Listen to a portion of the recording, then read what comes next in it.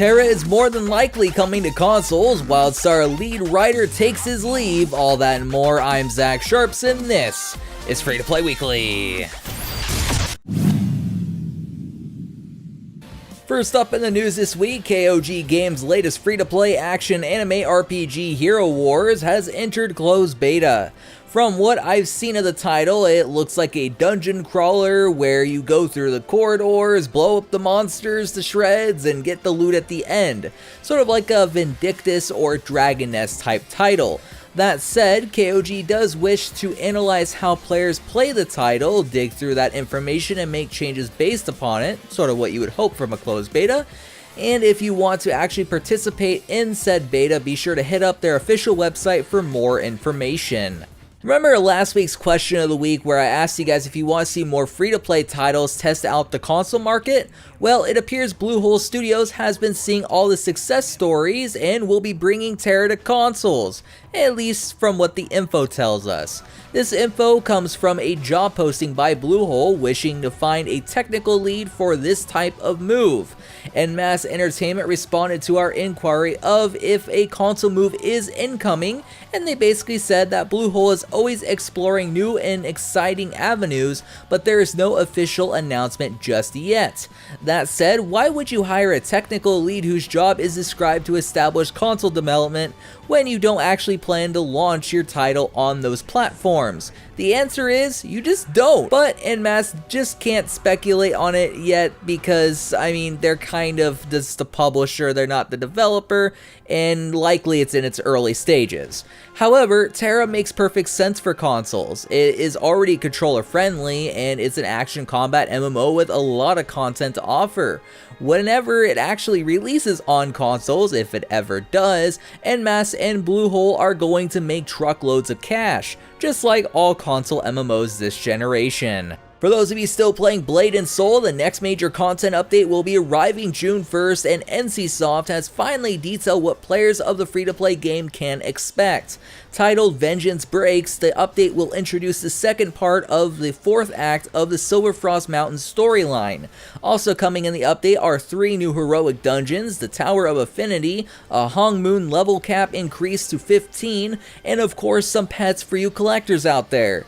Once again, a pretty big update for NCSoft's new hit title. With updates like these, it will be interesting to see if Blade & Soul can keep topping NCSoft's financials in upcoming quarters. Are you a fan of old school sandbox titles? Well, Myth Interactive has officially kicked off early access for their free-to-play sandbox MMO LinkRealms. It features a player-driven economy, classless gameplay, land ownership, open dungeons, and a lot more. The developers believe the game will cater to every type of MMO player, whether they be old school PvPers or carefree PvEers. Want to hop in and play? Well, unfortunately, like most early access titles nowadays, you'll need to spend some money. This can be done through the Steam page for a small amount, or through a Founders Pack for a much higher amount. Overall, I'm all for these old school style titles. However, I want to hear what you guys think, so it's time for the question of the week. Last week on the show, I asked if more free-to-play titles should launch on consoles. A user by the name of SelfGod stated the following: console MMOs and PC MMOs should be cross-platform already. There's no point why these two worlds shouldn't collide. I seriously hate when an MMO I like has to die simply because the population isn't high enough.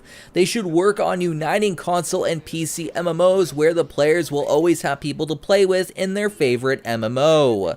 Thanks for your guys' responses. Pretty much all of you guys agree that MMOs should test new waters so long as they don't become exclusive to those new waters. As always, if you want your comment possibly featured in next week's episode, be sure to leave a comment down below. This week's question is, do you like old school styled MMOs? If not, why? Curious what you guys think. Last up in the news this week, after a terrible drop in revenue in NCSoft's latest financial report, another staffer has left Wildstar's team. Lead writer Corey Herndon announced today, following the exit of other staffers, that he would also be departing from the company. On his Twitter, he stated the following, quote, "Business day one of my post-Carbine era. Think I'll start editing some voiceover samples and preparing for phone interviews," end quote. Guy has a positive outlook, and I'm glad he's already on the grind once again. That said, with Carbine's revenue falling off of a cliff, and I'm not exaggerating here, just a quarter after their free-to-play launch, unless their Steam launch comes quickly, they may never get to see what could have occurred. The title's revenue could barely be viewed with a microscope in NCSoft's financial reports, and is making about the same amount of cash as City of Heroes was at their point of closure. Certainly not a good time to work at Carbine, but I hope for the families of said workers somehow they can recover. You know, it never has to recover. Giveaways, of course. Yes, be sure to head on over to MMOBomb.com's giveaways page, bookmark it, and check it daily to ensure you never miss one. As always, be sure to stalk me on Twitter at Zach Sharps, which can be found linked down below in the description. But signing out until next week's show, my name is of course Zach Sharps, and I'll catch you guys next time.